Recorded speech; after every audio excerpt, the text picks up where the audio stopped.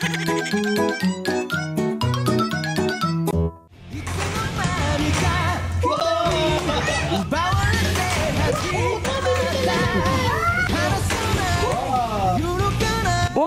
3 points!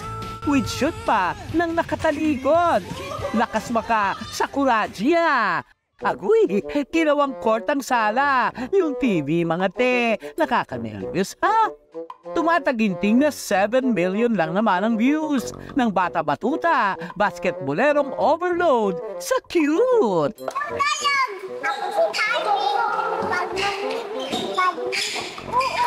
Ano raw?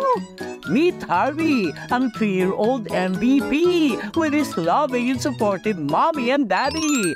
Dati kasi, pag may laro siya, yung papa niya, pag sinasama niya, pinapasama ko naman, tapos binibihisan ko pa siya ng naka-jersey. Yung pang player talaga, kasi yun yung gusto niya, yung naka-jersey siya. Tapos, pag nasa court siya, nanonood talaga siya, o kaya gusto niya may dala siyang bola, nagdi-dribble siya sa court. Tapos, kung ano yung mga ginagawa ng mga napapanood niya, minsan ginagawa niya dito sa bahay.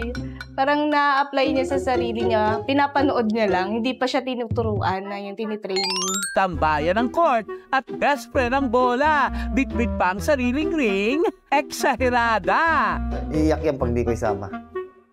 Pag alis ako na, papa saan ka punta? Lalaman niya ang basketball, lalo pag maglalaro ako, playing coach kasi ako, playing coach.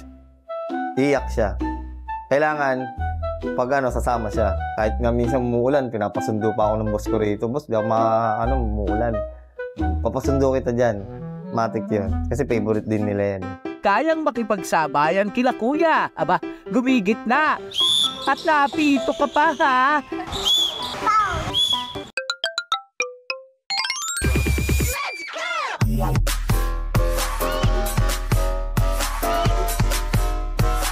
Harvey for 3! Yes, sir! Go, Harvey! Go, Harvey! Tuwing liga, ang mulinggit din ay may pa-jersey. Isang gabundok na ang inabot. Dami lang. Show us your fit, Harvey! Wow! Angas! Ni MVP! Sinong mama mo, Harvey? Wala. Yung ring. Ano raw? Bukod sa galing mag-shoot at mag-dribble, alam mo bang kabisado na niya ang technical foul sa basketball? Kahit bumabagyo ay tuloy ang ensayo kuno. Naging bonding na nga rin daw nila ito. Ang basketball o agawang buko? Bukod sa bola, marami raw siyang hilig.